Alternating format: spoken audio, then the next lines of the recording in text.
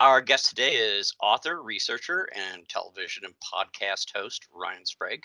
Ryan, thanks for offering up your time in the middle of a hurricane zone. Guys doing out there? Thank you, Jazz. Hey, I'm happy to be here, man. It's been, I tried to escape New York City, where I'm from, to get away from, all the current stuff going on in the world. And I just seem to land somewhere else where even more stuff's going on. Yeah, it's been an interesting few months for everyone. But exciting nonetheless for us UFO people. So, no, Well, thank you so much for having me. I'm blaming the aliens. That's what I'm doing. They're chasing you down, Ryan, and that's what's going on. That's But what's you going can on. have your own take on that. All right, let's just jump into it for everybody. Um, as many of our regular readers may remember, we recently reviewed Ryan's latest book, the second edition of Somewhere in the Skies, which offers what I thought was a unique perspective on the phenomena of people observing unknown objects in our skies that the government now refers to as UAPs. Traditionally, we call them UFOs. We'll get to the book in a moment. But with our network, you're reaching something of a different audience than the usual ufology circles. So not everyone is going to be as familiar with your story. And since you do this to every one of your guests on your podcast, which I'm a faithful listener of, Turnabout is Fair Play. Uh, Ryan, you could be focusing on your work on Broadway and television, or anything else really. Well, if we weren't in the middle of a plague, but uh, y- you channel a lot of your energy into the topic of UFOs and similar mysteries. Um, what did that start, or where did that start for you? And how did you fall down this crowded rabbit hole that we all seem to occupy? Give us a little bit of your origin story, if you would, for our listeners. Yeah, absolutely. Yeah, I always love giving the comic book version, the origin story. Yeah, I got interested in the topic of UFOs specifically when I was 12 years old. I had a initial UFO sighting that set this all off. I saw a triangular formation of lights in the sky in upstate New York, probably not too far from where you are actually, and it changed my life. Hovered above me, silent, went over a body of water, the St. Lawrence River to be specific.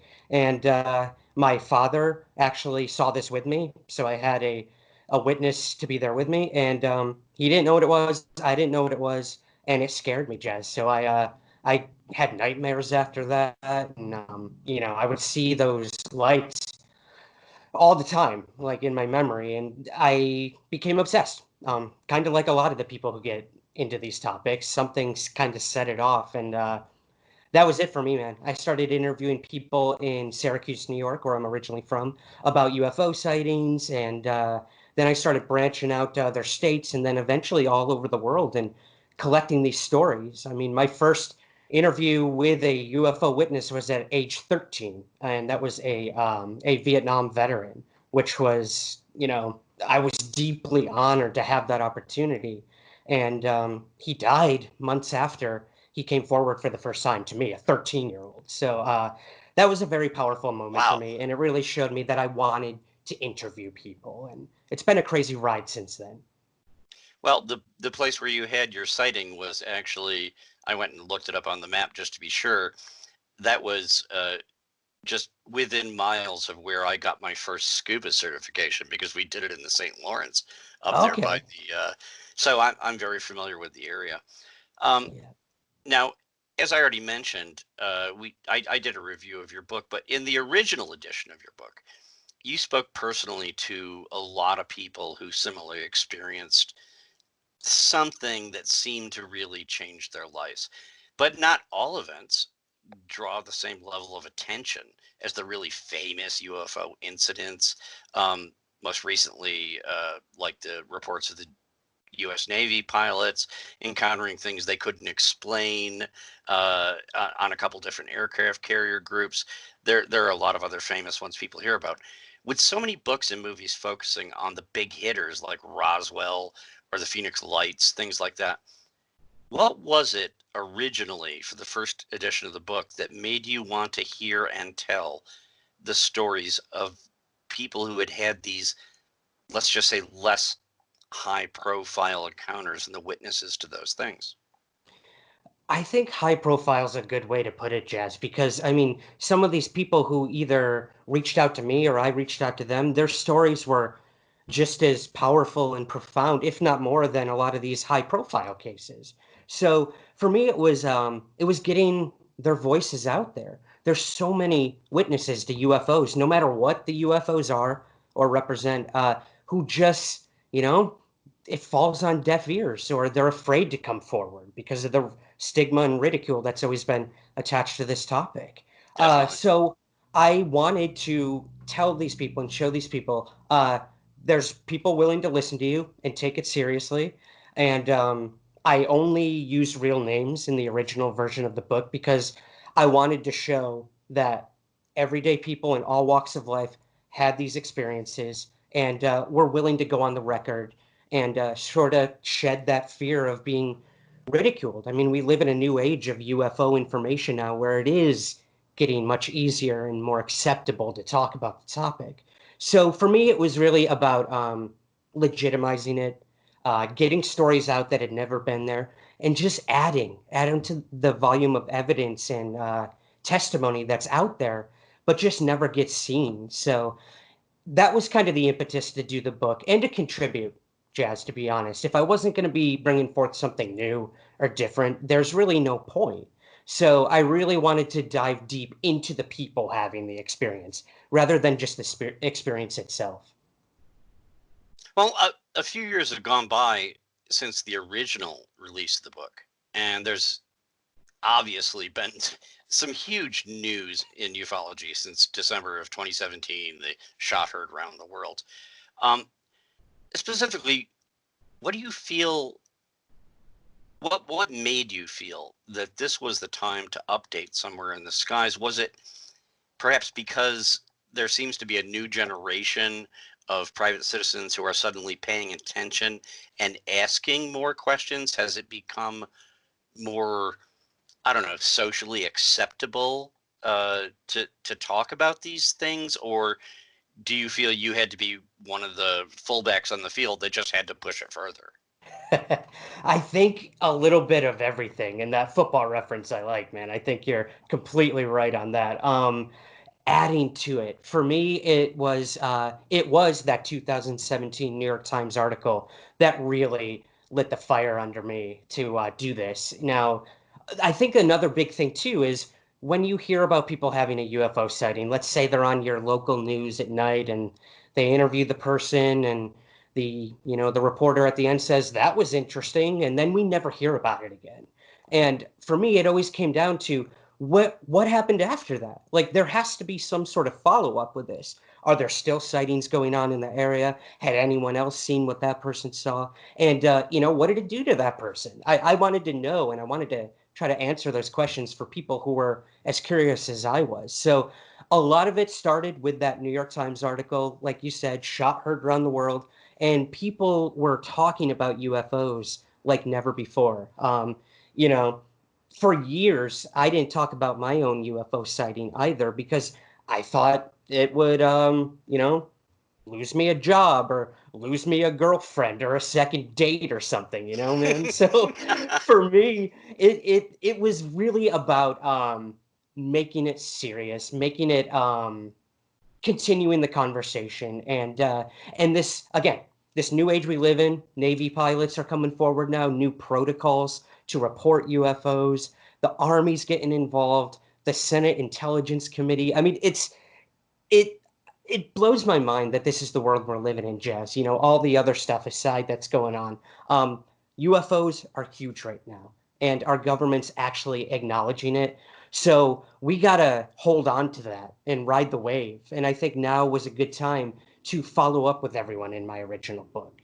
Did they have more sightings? Or how did this news and sort of widespread public acceptance of the topic change for them? So yeah, you're going to read a lot of follow-ups with the individuals, how everything going on right now is affecting their own beliefs and if their experiences are continuing. And it was actually pretty startling for me to see how many people had follow-up experiences and continued sightings and a whole new, melting pot of other things, paranormal activity, supernatural experiences, psychic abilities. It really ran the gamut, man. And yeah, the stories that were in 2016 have just gotten amplified and much crazier. I can tell you that much. I, I found the updates to the book, for anybody who didn't read the review, really compelling, and I think it adds a lot to the story. But you just touched on one thing that's one of the big questions that I had, talking about the stigma. I mean, a common factor in the stories that you have brought forward seems to be that a lot of people previously were hesitant to talk about these things, for the reasons that you listed. Do you think that stigma is as a result of all the mainstream coverage that we've been seeing? And I will point out for our regular readers, just recently we have seen coverage of the UAP topic.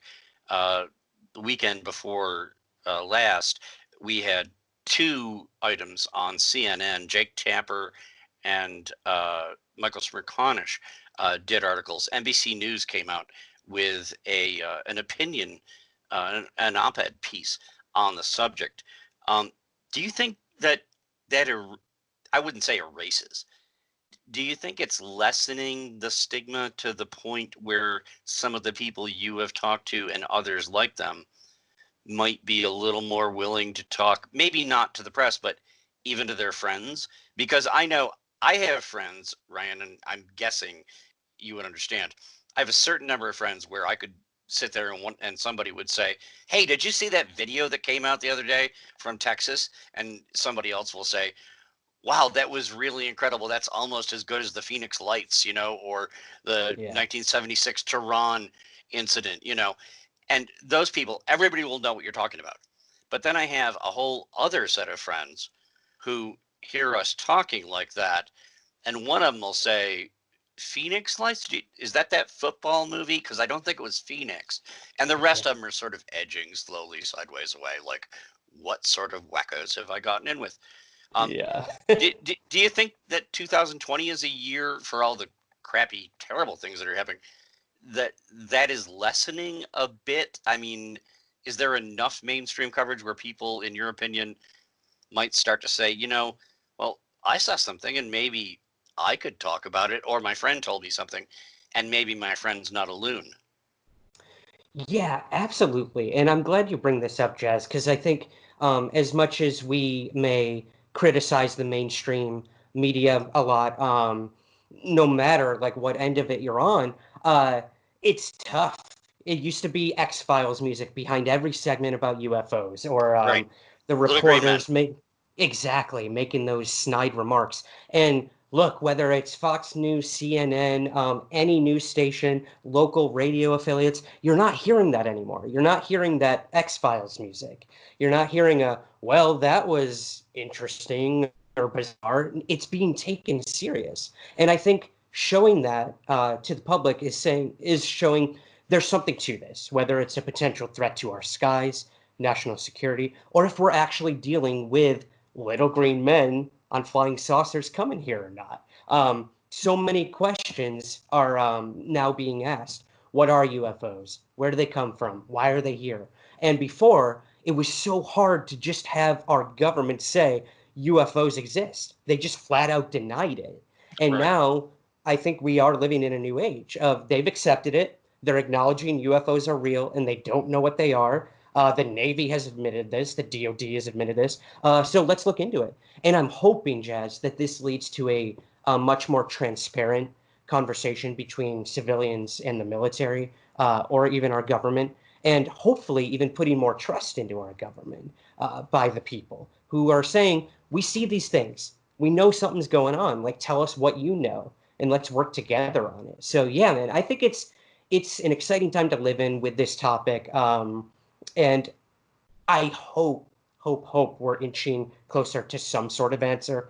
But every time we think we have an answer, Jazz, covering this topic, where another question gets added on. So Yep. yeah, it's a frustrating field to be One in. one step forward, Yeah, two steps back. Yeah. always, always.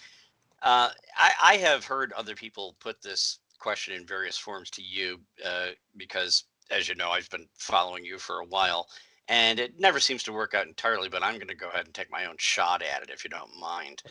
Um, you have mentioned in previous interviews that you've done that your sighting that you had as a teenager, at times you have questioned, you know, maybe that was just a U.S. military flight.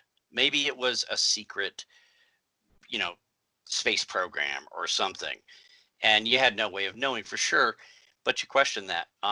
These days, ever since 2017, all the ATIP stuff, a lot of data has been produced about UFOs just over the past couple of years. Data that was long lacking for people trying to figure all of this out. And now that we've seen all the FLIR information and people, you know, scientists analyzing it and everything that's going on, um, where do you stand now? Maybe not on your own personal sighting, but if that ties into the things we've learned just through ATIP and To the Stars Academy in the last couple of years and all the analysis that's been done, um, is this still something? Is it possible that this is a totally anomalous thing that people are experiencing? Or do you think, in your personal opinion, could this still just be some really clever Russian or Chinese scientists that have made a huge advance, or even an American black budget program launching literally dozens of Tic Tacs and orbs that are showing up over nuclear sites and over the fleet, and nobody has figured it out? Have you come down more than 50% on one side or the other? My passive answer wants to be I'm still 50-50, but I'm going to be honest with you. The more I'm looking at everything coming forward now, the more I'm convinced that it is not our tech. Now, for my own personal UFO sighting, it is very possible that was some sort of American stealth project. This is back in the mid 90s, so it was very common Sure. back then, and they gotta float them over areas without anyone knowing to see if people can see them. That's the point of testing the stealth. So for my own personal sighting, I'm leaning more towards something military personally. But when you have Commander David Fravor, the pilot who chased this Tic Tac UFO, saying, flat out, not one of ours. Don't think it was China. Don't think it was Russia. It was something else. That's a powerful statement for a Top Gun pilot to say.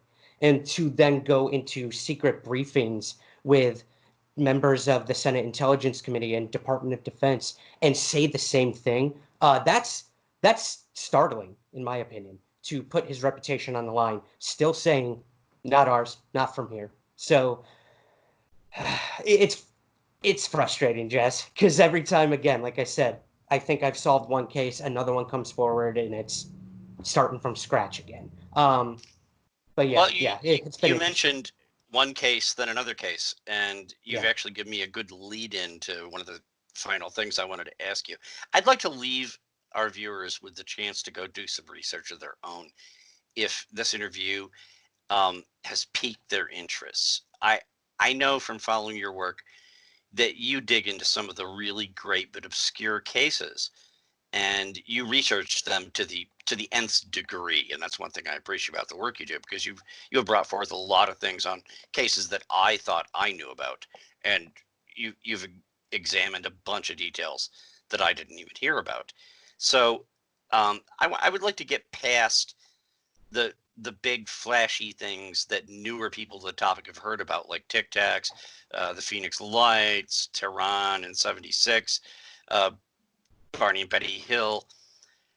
Give us give all of our listeners a taste of what's one of your favorite cases that never got that kind of attention that those aforementioned ones did, but people could go and Google for themselves and look up, and that might whet their appetite for just how broad this subject actually is.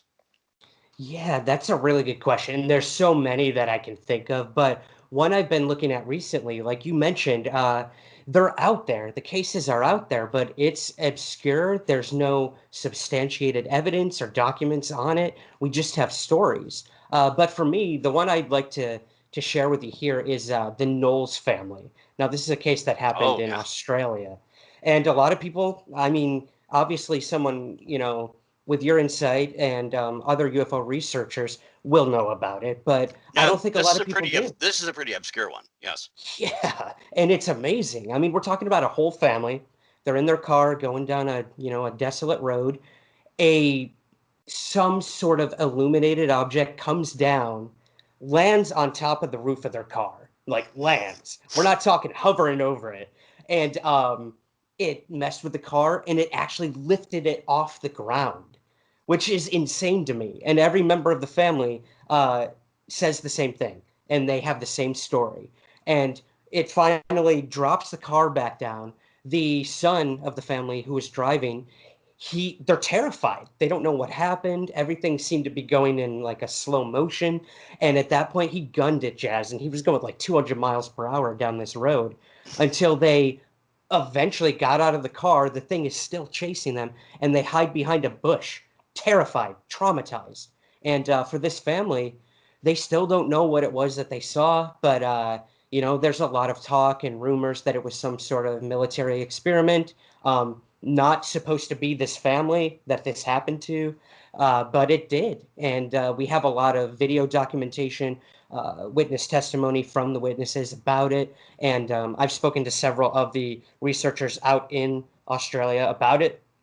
And it still remains one of the most credible cases out there that I don't And think there a is lot of Americans. documentation as far as like damage to the vehicle and reports that were made.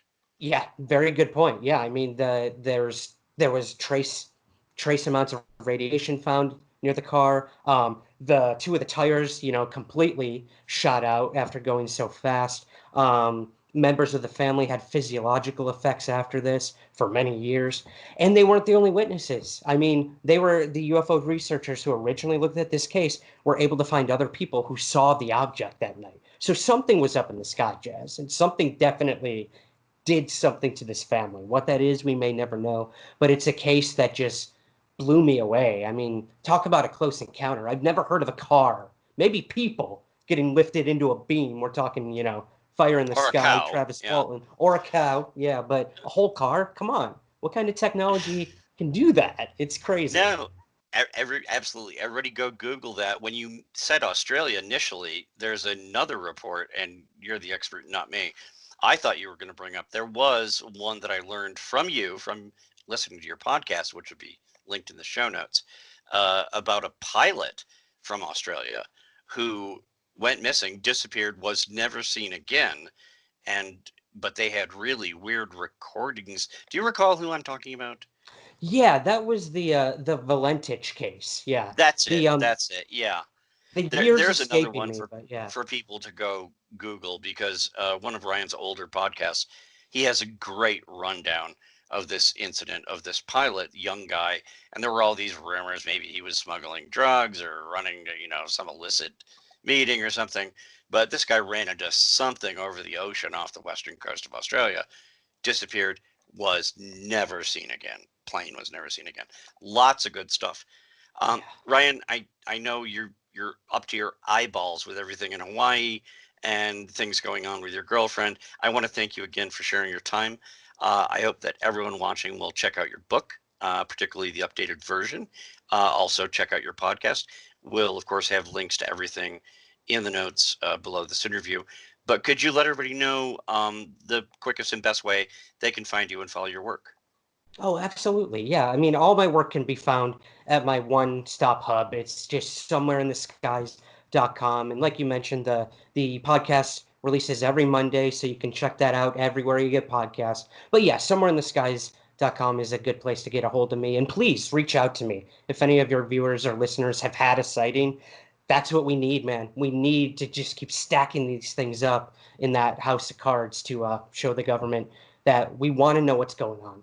So thank you. Thank you Yes, for that opportunity. by all means, reach out to Ryan and not me. I have enough problems with my family already.